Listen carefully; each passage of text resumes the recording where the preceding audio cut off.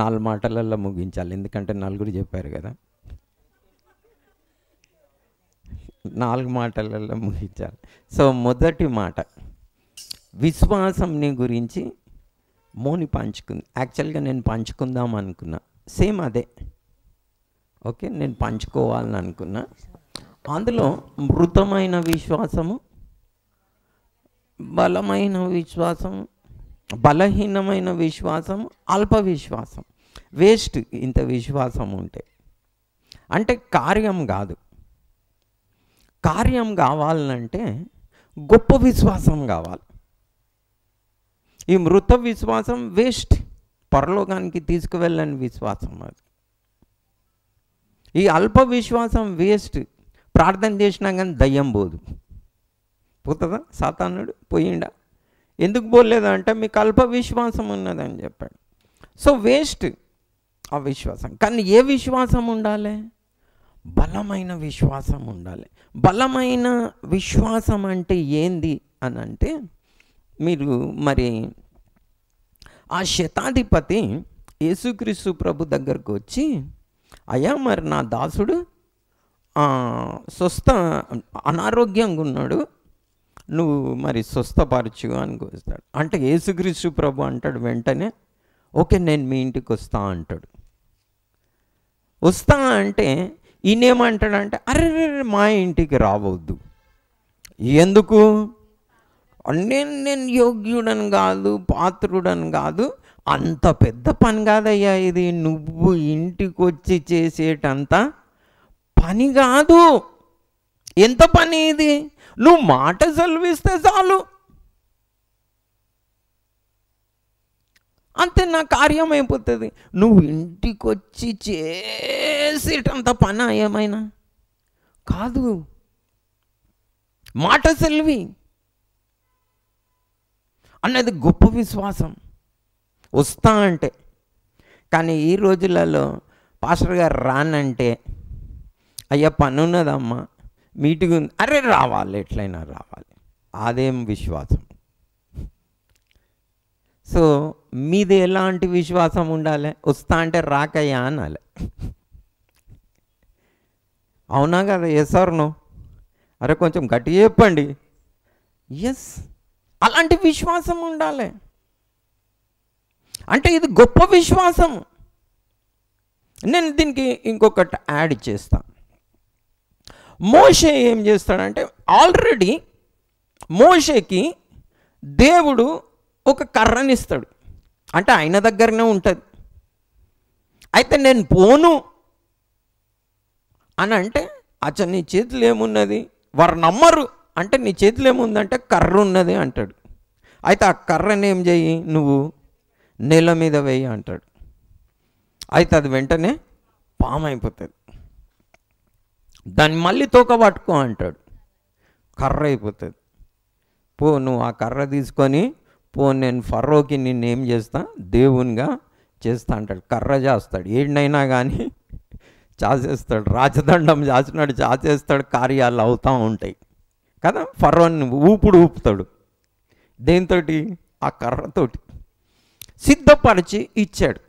నీకు ఇచ్చేసిన, you go head, నువ్వు ముందుకు వెళ్ళ, అంతనే నీకు శాంక్షన్ చేసేసిన అంటాడు. కానీ ఈయన మరి ఆ కర్ర ఉంటుంది, దాన్ని వినియోగించుకోడు.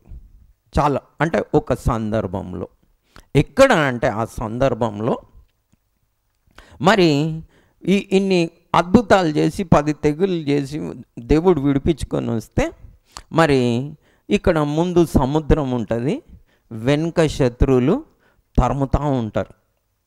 ఆ కండిషన్లు ఏం చేస్తాడంటే, ఈ ఇజ్రాయేలీలు ఆయన మీద సన్గి ప్రెషర్ తెచ్చేస్తారు. ప్రెషర్ తెచ్చేటందుకు ఏం చేస్తాడంటే, మమ్మల్ని చంపని కాదు తెచ్చినావు అని వీళ్ళు మరి ఒత్తిడి తెచ్చేస్తారు మోషే మీద. అప్పుడు మోషే ఏం చేస్తాడంటే, దేవునికి మొర్ర పెడతాడు. ప్రభువా ఏంది, నా కండిషన్ ఏంది అని మొర్ర పెడతాడు.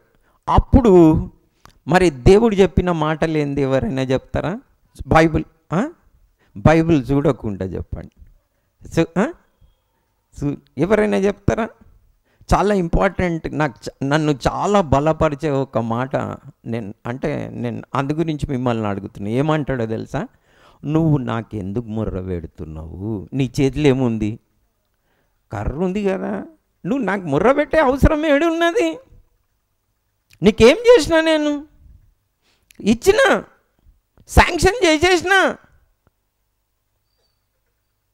నువ్వు నాకు మొర్ర పెట్టే అవసరము లేదు. కర్ర జాచి అంటాడు అంతనే. నీ కర్ర జాచి సముద్రంని పాయలు చేసేసి. నేను ఎందుకు ఈ విషయాన్ని చెప్తా ఉన్నానంటే, దేవుడు అలా మనకు విశ్వాసాన్ని ఇచ్చాడు. ఊకే మొర్ర పెట్టుకుంటూ ఉండొద్దు. ఏం కలిగి ఉండాలి? చెప్పండి గట్టిగా, గొప్ప విశ్వాసం ఉండాలి. చాలామంది చిన్నదేమన్నా కాగానే సనుగుడు, గుణుగుడు, ప్రభువా ముందు సముద్రం ఉంది, వెనుక శత్రువులు ఉన్నారు, ముందు సముద్రం ఉంది, వెనుక శత్రువులు ఉన్నాయి. దేవుడు ఏమన్నాడు? ఎందుకు మొర్ర పెడుతున్నావు నాకు? నిజంగా నన్ను చాలా బలపరిచింది.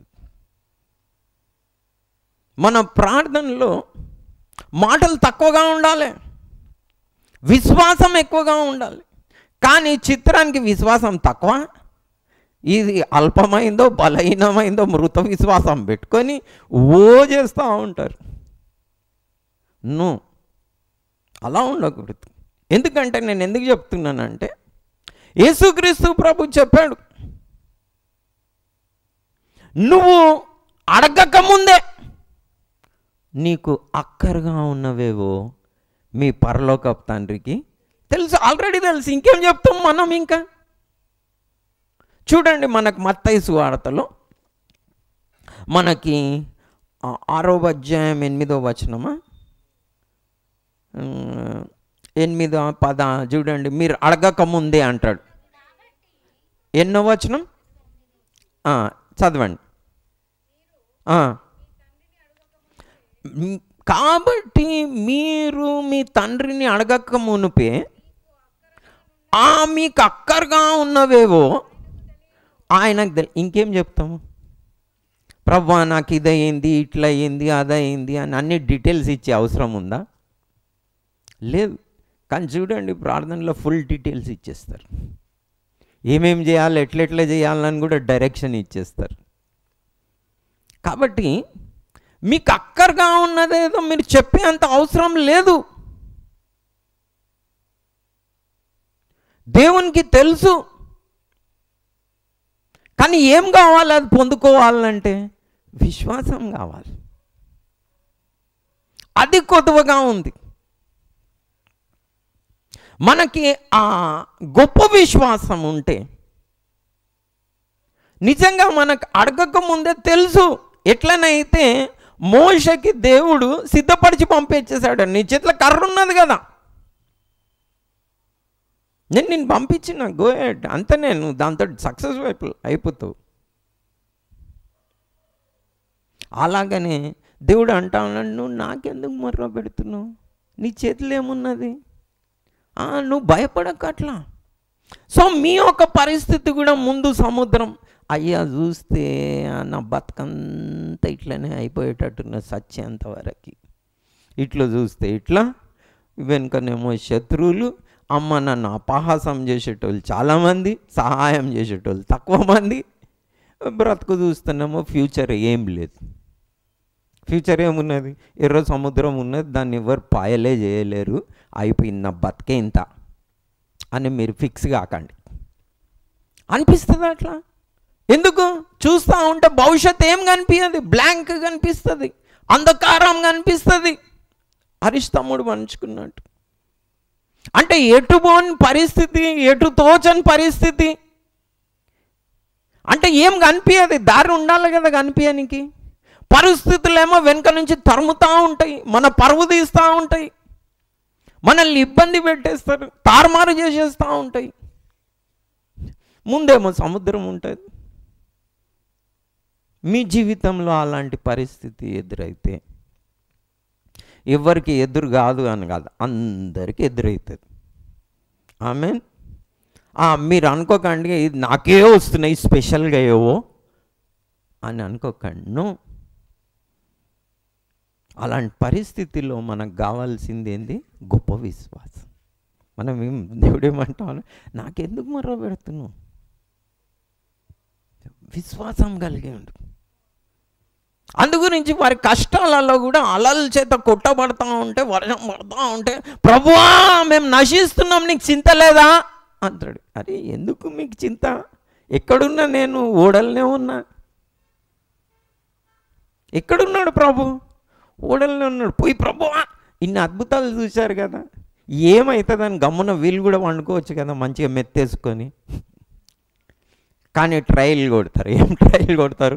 నేను ఏదేదైనా చేసేస్తే. ఏం చేయలేవు. ప్రభు ముందుగానే చెప్పినాడు, నాకు వేరుగా ఉండి మీరు ఏం చేయలేరు, గమ్మున ఉండాలి. కాబట్టి ఏం చేయాలి? ప్రాబ్లం వస్తే ప్రభుని ముందు పంపించాలి, మనం వెనుక కూర్చోవాలి. మనకెందుకు ప్రాబ్లమ్స్? అవునా కదా? అన్నాడా? ప్రభు వాగ్దానం చేశాడా? ఎస్ చేశాడు 100%. యుగ సమాప్తి వరకు నేను మీకు తోడుగా ఉన్నా. అయిపోయింది. ఇంకేమన్నా ఉన్నదా? అన్నాడు కదా, నేను తోడుగా ఉన్నా, అంతే. గో హెడ్, మీరు ముందుకెళ్ళండి. రూపింపబడ్డ ఏ ఆయుధం కూడా మీకు విరోధంగా వర్తిల్లదు. పాతాళ లోక ద్వారములు సంఘం ఎదుట నిల్వలేవు.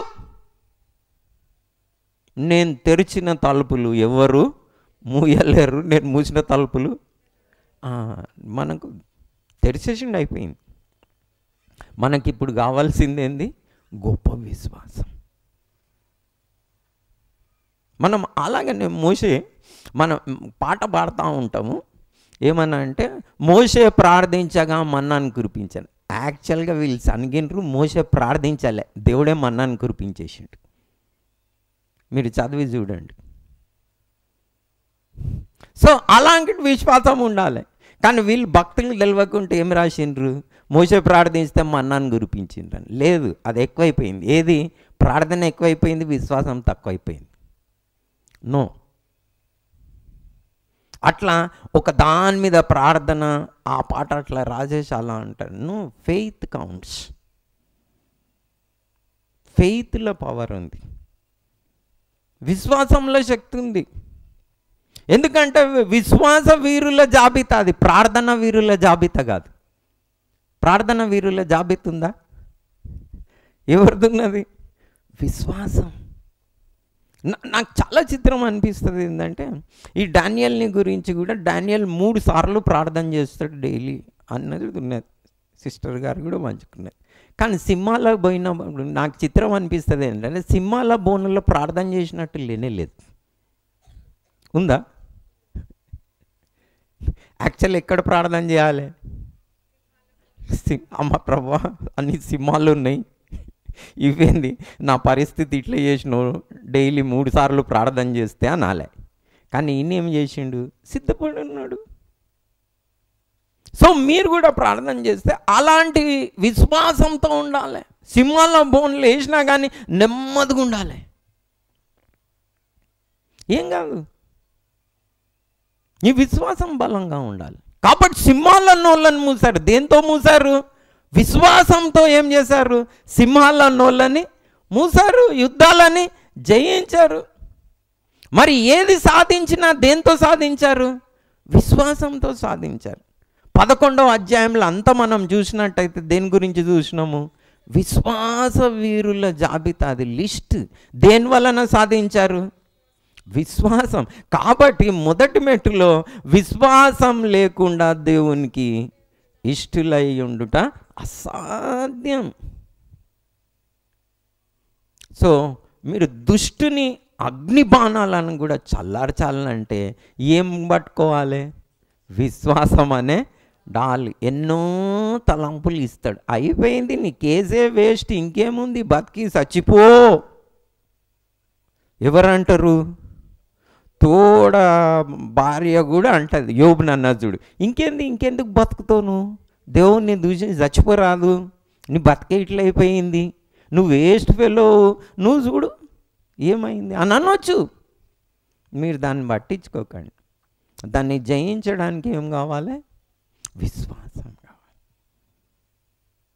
సో మనం ఆ గొప్ప విశ్వాసం కలిగి ఉందాం. ఇంకా ఇంకా పాస్టర్ గారు రావాలి, ప్రార్థన చేయాలి, పెట్టాలి. నువ్వు ఎదగండి. ఆమెన్. గట్టిగా చెప్పండి. మీరు గొప్ప విశ్వాసంతో ఉండాలి. అలాంటి విశ్వాసం కలిగి ఉండండి. ప్రభు నిజంగా కార్యాలు చేస్తాడు. ఈ మృతమైన విశ్వాసం, బలమైన విశ్వాసం, అల్ప కార్యాలు పోవు, దయ్యాలు పోవు. మీరు గట్టిగా కూర్చోవాలి. ప్రభువా, నా అక్కర్లు మీకు ముందే తెలుసు, కాబట్టి నేనేం చెయ్య, కృతజ్ఞత. కాబట్టి ప్రార్థనలో నాకు చాలామంది, నేను కూడా చెప్తాను, నేను ఈ విషయాలన్నీ ప్రభు నేర్పించాడు. ఎందుకంటే నేను కూడా, నా పరిస్థితి కూడా అలాగనే అయ్యిందన్నమాట పరిచర్యలో. మరి భార్య క్యాన్సర్ అని తెలిసింది, తమ్ముడేమో ప్రభునందు నిద్రించాడు, చెల్లెకి అమ్మకి కరోనా వచ్చింది, ప్రెస్ మూతపడ్డది, నయా పైసా ఇన్కమ్ లేదు. మరి నేనేమో అనుదిన ఆహారం నేడు మాకు దయచేయము. కానీ ఏం కొద్దుగాలి. అలాంటి పరిస్థితుల్లో ఎట్లుంటుంది అనుకుంటున్నారు మీరు? ఇద్దరు చిన్నపిల్లలు ఏడుస్తూ ఉంటారు. పాపకి 10th క్లాస్ ఎగ్జాము, భార్యగా తల్లికేమో క్యాన్సర్ వచ్చింది, పోతారని డాక్టర్ చెప్తే అది పోనీ నేను తప్పించుకోవడానికి వీలు లేకుండే. ఎందుకంటే ఈమె అనారోగ్యం అవుతూ ఉంటే వాళ్ళ తమ్ముని భార్యను పిలిపించుకొని డాక్టర్ దగ్గర పోయి అంటే ఆయన చెప్పేసిండు పుసుకున్న వాళ్ళకి. ఏమనంటే ఈమెకి అడ్వాన్స్ స్టేట్లో ఉన్నది, క్యాన్సర్ ఉన్నది, వేరే విధి లేదు, అంతే, 30 లక్షలు కావాలి, స్టెమ్స్ ట్రాన్స్ప్లాంట్ చేయాలి, stem cell transplantation, blood transplantation, వేరే విధి లేదు, గ్యారంటీలు లేవు. ఫోన్లు వస్తున్నాయి, మీరు కనుక డిలే చేస్తే ఆమెకి ఏం చేయలేమని డాక్టర్లు హాస్పిటల్ నుంచి ఫోన్ చేస్తున్నారు, మీరు ఎక్కడైనా డిలే చేయగలరు అని. ఎందుకంటే వాళ్ళ ఆ పరిస్థితి చూసిండ్రు అన్నమాట. ఎందుకంటే మేము రెస్పాండ్ అవుతలేము వాళ్ళకి. వారం దినాలు అయింది, వారు డిటెక్ట్ చేసిండ్రు, లేదు, డాక్టర్ బతిమలాడుకుంటున్నాడు, అయ్యా మేము టెస్ట్ చేసినాము, అడ్వాన్స్ స్టేట్లో ఉన్నది, మీరు కనుక డిలే చేస్తే ఏం చేయలేరు అన్న పరిస్థితి. మరి నేను ఎవరి దగ్గరికి పోవాలి? ఎందుకంటే నా పరిచర్యలో నన్ను కూడా కొంతమంది ఏమడిగిందంటే, వారు డైరెక్ట్గా వచ్చి, అయ్యగారు మీకు పవర్ఫుల్ ప్రేయర్ చేసేటోళ్ళు ఎవరైనా తెలుసా అని అడిగిండ్రు.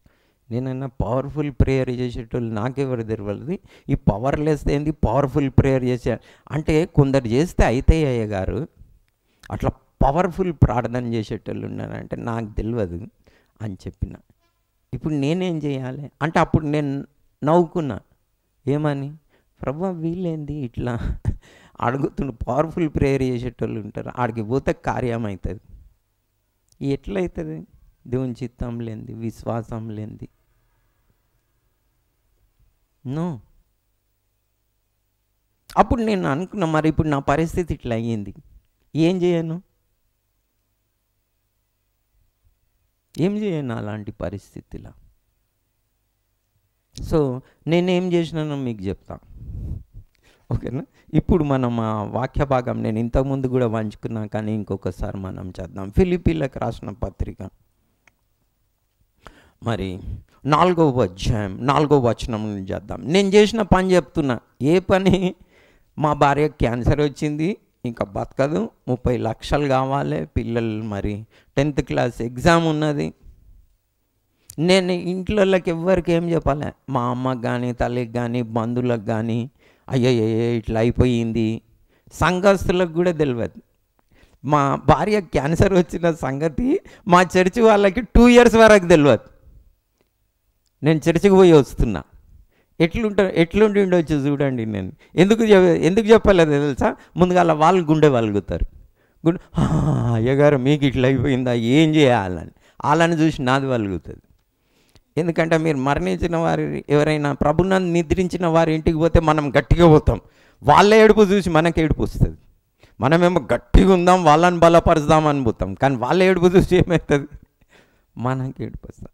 అట్లా నేను వాళ్ళకి చెప్పలేదు 2 years. ఎందుకంటే వారు కృంగిపోతారేమో యవ్వనస్తులు.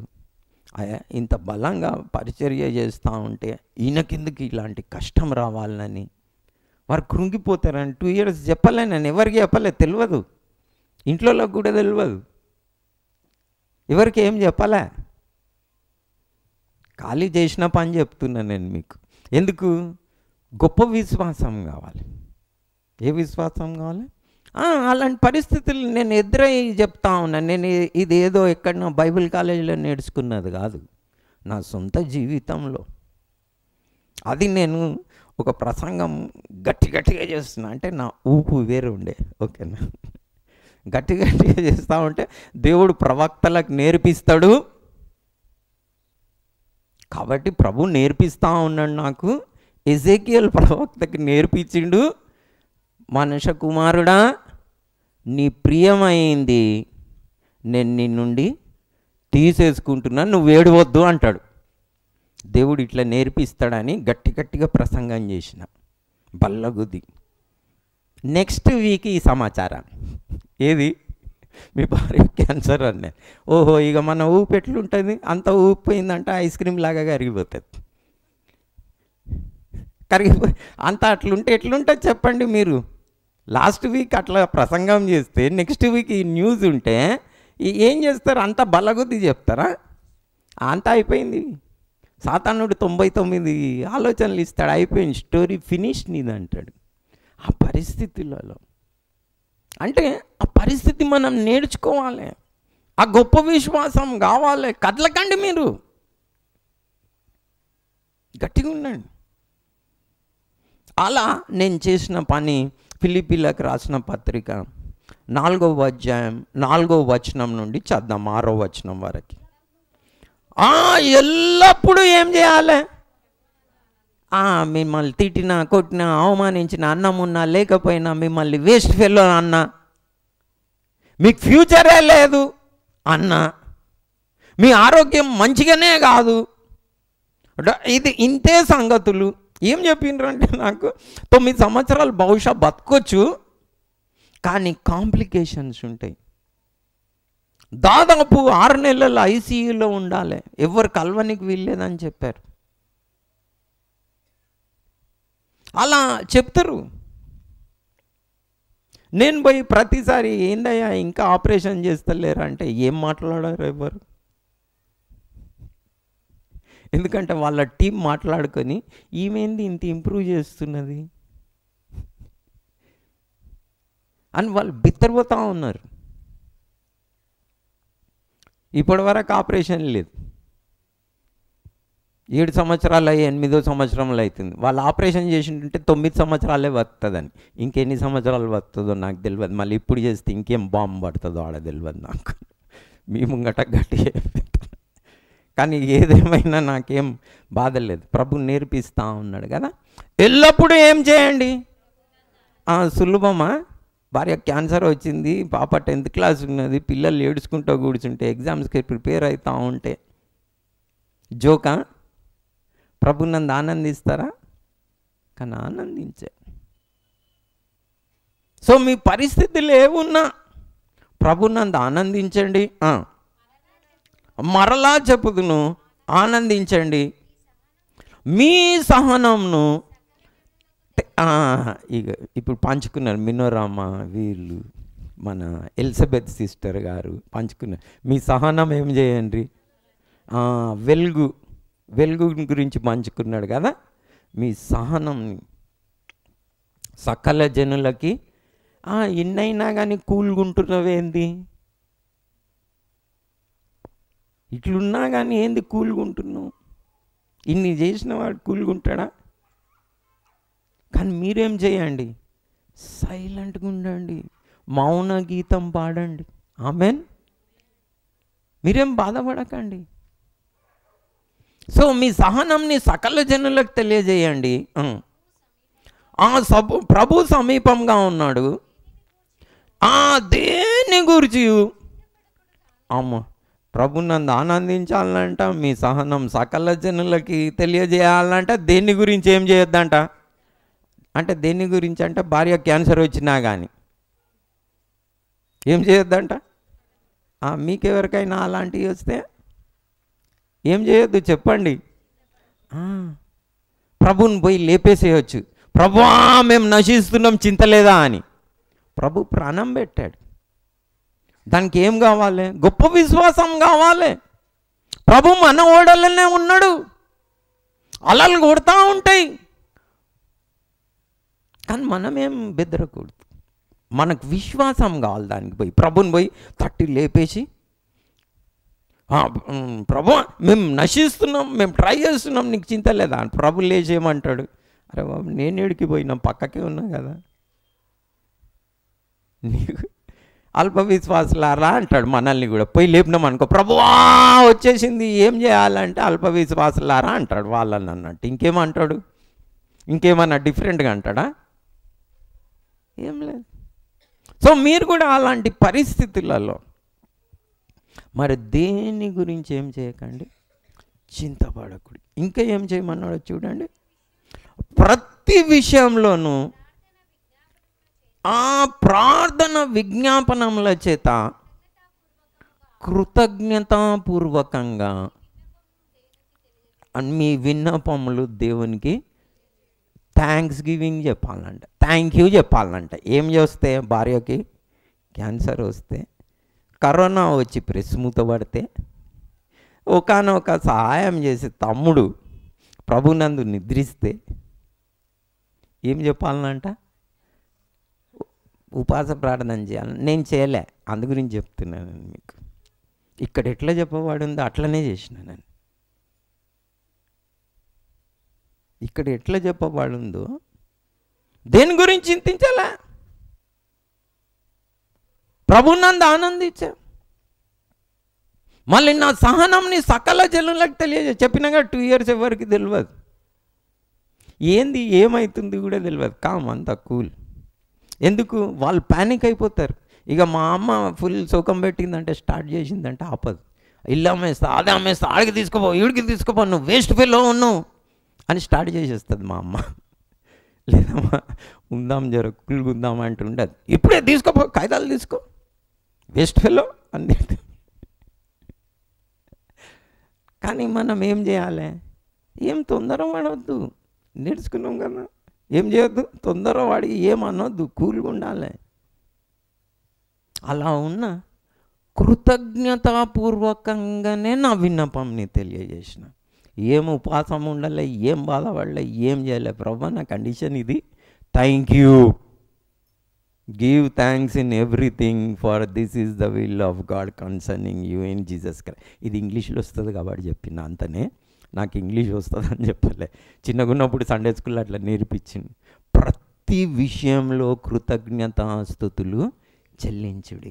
ఈలాగు చెల్లించుట మీ విషయమై యేసుక్రీస్తు ప్రభునందు దేవుని ఏమైనా కానీ ఏం చెల్లించాలి? Give thanks in everything. దానికి విశ్వాసం కావాలి. ప్రభు చెప్పాలి ఏమని? లాజర్ నిద్రించిండు, చనిపోయిండు అంటే ప్రభు అంటాడు, మీరేం చింతించకండి, దేవునికి మహిమ కలగనికే వచ్చింది కానీ అని చెప్పాలి. అది ఈ రోగం మరణానికి రాలే, దేవుని మహిమార్థమై వచ్చింది. సో మీ ఎన్నో రోగాలు దేవుని మహిమార్థమై రావచ్చు. మీకు కలిగే ఇబ్బందులన్నీ దేవుని మహిమార్థమై రావచ్చు. కానీ దానికి గొప్ప విశ్వాసం కావాలి. మీరు తండ్రులాడుకొని శిష్యుల్లాగా అది ఇది గుంజి ఏం కంట్రోల్ లేకుండా ప్రభువా మేము నశిస్తున్నాం, చింతిస్తలేదా, నీకు చింతలేదా అని అనొద్దు. మీ మహిమార్థమై వస్తుండే ఎన్నో మంది విశ్వాసులు నేను అనుకుంటున్నా ఈ విశ్వాసం లేకుండా కల్వర పడిపోయి ఆ దేవుని మహిమ కొరకు వచ్చిన ఆ ప్రాబ్లం దేవునికి మహిమ లేకుండా చేసేస్తున్నారు. సో నేను అలాగనే చేసిన, ఏం వెనకలే. కాబట్టి దేవుడు తాను వాగ్దానం చేసింది ఇచ్చాడు నాకు, నేను దానికి సాక్షిని. అని కింద చూడండి. అప్పుడు మీరు ఇట్లా చేస్తే ఏ 4 విషయాలు? ఎల్లప్పుడూ ప్రభునందు ఆనందిస్తే, మీ సహనంని సకల జనులకు తెలియజేస్తే దేని గురించి చింతించకుండా దేవుని కృతజ్ఞతాపూర్వకంగా మీ విన్నపములు దేవునికి తెలియజేస్తే అప్పుడు ఉన్నది కండిషన్, ఇది నిబంధన. అప్పుడు ఉందా మధ్యలో? అప్పుడు వేరే ఇంకేమైనా చేస్తే, మీరు ఎక్కడైనా పోతే కాదు, మీరు ఇలా చేస్తే సమస్త జ్ఞానంకి మించిన దేవుని సమాధానము మీ హృదయములకు కావలి ఉండునంట. సెక్యూరిటీ గార్డ్ లాగా పెట్టేస్తాడు, నీకేం కాదు. లేకపోతే పిచ్చి పిచ్చి తలంపులు అన్నీ వస్తాయి కదా, అయిపోయింది నీ స్టోరీ, ఫినిష్, నీ అన్న అయిపోయింది అని చెప్తాడు కదా సాతానుడు. అగ్నిబాణాలు వేసేస్తాడు కదా. కానీ దేవుని సమాధానము, నెమ్మది మీకు ఖచ్చితంగా తోడుగా ఉంటుంది. సో దానికి ఏం కావాలి? విశ్వాసం కావాలి. సో మీరు కూడా మీకున్న ఇబ్బందులలో వెనుకకండి. ఏం కాదు. అది విజయమన్నా కావాలి, వీర మరణమన్నా కావాలి. ఆమేన్. ప్రభు నన్ను చనిపోయిన అంతనే విజయము, వీర మరణము అంతనే, రెండే. సాతానునికి చెప్పాలి, నువ్వు నన్ను ఏం చేసేది ఈడ ఏం లేదు, నాకు విజయమైనా రావాలా లేకుంటే వీర మరణం అన్న. ఆమేన్. సో అట్టి విశ్వాసం కలిగి ఉందాం. సో నా సాక్ష్యాన్ని పంచుకున్నాను నేను. కాబట్టి ఏ అల్ప విశ్వాసంతో లేకుంటే ఏదైనా వినో ఇవన్నీ జరుగు చూసో చుట్టుపక్కల అట్లా చేయకండి. ఏది లేఖనం సెలవిస్తుందో అలా చేయండి. తప్పనిసరిగా నాకు తోడైన దేవుడు మీకు కూడా తోడై ఉంటాడు. ఆమేన్. కాబట్టి మన ప్రార్థనలో మన మాటలు ఎలా ఉండాలి? కొద్దిగా ఉండాలి. మనకు అక్కరగా ఉన్నవేవో మనం అడగకముందే మనమేమని ప్రార్థన చేయాలి? పరలోకమందున్న మా తండ్రి, నీ నామం పరిశుద్ధపరచబడని, మీ రాజ్యం రాని, మీ చిత్తము జరిగినట్టు మా జీవితంలో కూడా దేవుని చిత్తం జరిగితే దేవునికే మహిమ. ఆమేన్. కాబట్టి మనం అలా ప్రార్థన చేయాలి. ఇది నిజమైన వర్షిప్.